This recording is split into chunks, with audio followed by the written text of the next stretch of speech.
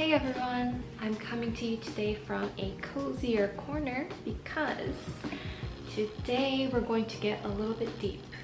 If you saw my previous videos, you know that I'm making a song project as a creative outlet to heal from complex PTSD. Well, today I wanted to share with you a song that I've been working on, and it has to do with hitting rock bottom. So naturally, I thought it would be a good time to talk a little bit about my healing journey. If you'd rather not hear any of this, then please go ahead and skip to the timestamp to hear the song, or a little bit before to hear what the song is about. But for those who are interested in healing, I'm gonna get a little bit cozy and we'll start. 2 years ago in 2020, I started therapy because I was mentally at rock bottom. I was high functioning on the outside, but on the inside I was completely numbed out and it was only getting worse. So I put in a request for a therapist at work, and the form asks you what you're looking for. What I wrote at that point was, I want to work on a pervasive sense of hopelessness. I was really lucky because the first person I spoke with ended up being a perfect match for what I needed.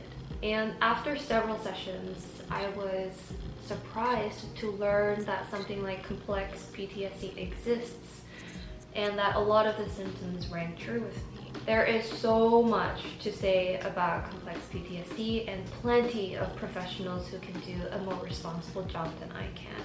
So please don't take what I say as professional advice. Please seek out help as you need it and take whatever I say with a bucket of salt. So in the 2 years after that point, I subsequently grieved, I learned, I forgave, I shed, I nurtured, and I am so grateful to be able to say that I currently live a new normal. My baseline of self-acceptance and self-respect is just so much higher than before. It's getting a little hot in here. So I wanted to share 3 things from my experience so far. Probably one of the most important things I learned is that everything started with self-compassion, at least for me. Self-compassion, I think, means that no matter how you're feeling, no matter how terrible you're feeling, you can always return to an attitude towards yourself that says, that's okay, you're only human. I completely, unconditionally love and understand you. So in 2 years, I went from having a very nasty and disparaging tone in my head to a voice that is gentle and compassionate, and it also tells me exactly what I need to hear. For example, now when painful things come up, I can tell that hurting part of myself, things like, you are safe, I am completely here with you, I believe you, I always have your back, thank you for expressing yourself, and I allow whatever comes up to come up. I hold it, I extend kindness towards it, I tell it what it needs to hear, and I let it go. The second thing that I learned is that my body is a part of me, and it loves sensation, it loves movement. So in therapy, I learned about this thing called structural dissociation, which I can describe as your brain or your conscious mind logging off of your body, and doing that in a chronic way. After I started to actively heal, I became aware of exactly how disengaged my mind was from my body. I also learned that your body can hold on to the trauma. I think when people get into depressive states, they're often told that exercise is really good for them and they should move, and yeah. But I remember feeling so frozen and helpless to move. That's how frozen my body was from my state of mind. So now I try to reintegrate my mind and my body together. I try to have them be in tune with what's going on with each other at any given moment. So when I'm stressed out, I say, okay, let's drop in to the body. How is it feeling? And usually it's very tense. It's holding on to stress and clenching or being frozen. And so I start little exercises to melt it. I start with wiggling my fingers, my toes, slowly stretching them out and imagining the whole of my body slowly melt into ease and relaxation. There's also a lot of exercises in Peter Levine's book that I'll link below. Some of the things that help me is saying things like, this is my hand. This is my hand. This hand belongs to me. This is my hand. And another technique is tapping. I'll often tap my chest area and I'll often hug myself, give myself repetitive pats. Sometimes I'll move my eyes left and right until I feel my body relaxing. So doing physical activities like this has really helped me feel more safe being present in my body rather than having to escape by dissociating from it. The third thing I learned is extremely wholesome, and it was really challenging at the time to believe. It's that it is possible for things to change for the better. It is possible to heal into a healthier sense of self and reconnect with the people you love and the world around you. This is just me talking to my old self now. When I think back to 2 years ago compared to right now, it really is like I can see in Technicolor again. Not only do I have a higher floor or baseline for self-acceptance and peace, but now I also genuinely want to build the best life I can for myself. I genuinely want to be an advocate for my own fulfillment, which is not something that I could have said 2 years ago. And while I know that things do get better, the change was very gradual. Most days for the last year and a half, it was really hard to trust that things would get better. I would tell myself that it would, but at some point it involved a leap of faith.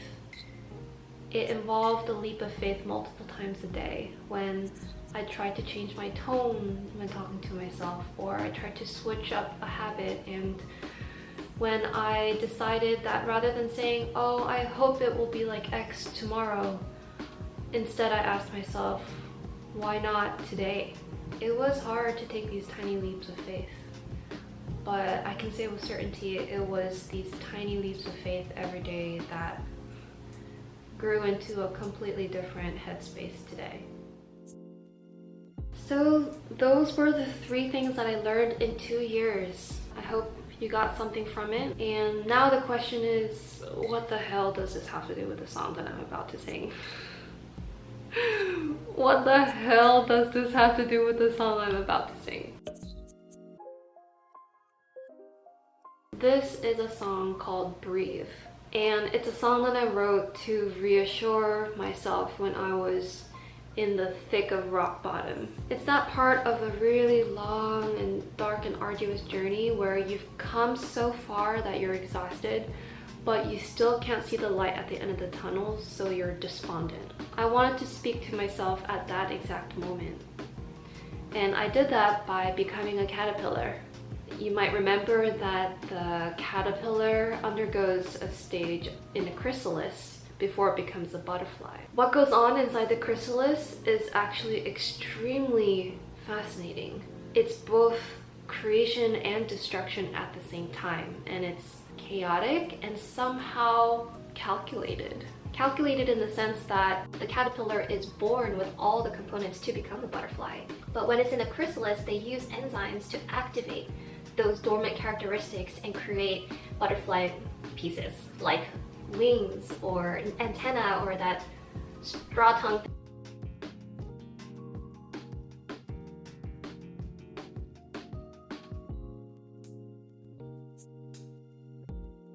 So my question was, what the hell does the caterpillar think it's doing in the chrysalis?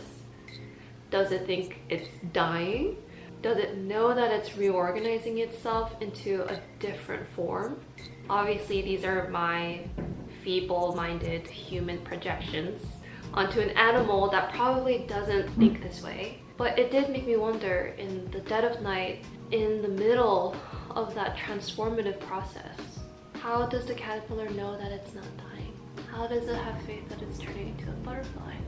And does knowing that it would be a butterfly make the process any less scary? So I wrote this song to reassure myself, the caterpillar, they're on the right path and they can just take a moment to close their eyes and breathe. So I hope you enjoy the song. Let me know what you think and I'll catch you later. Bye.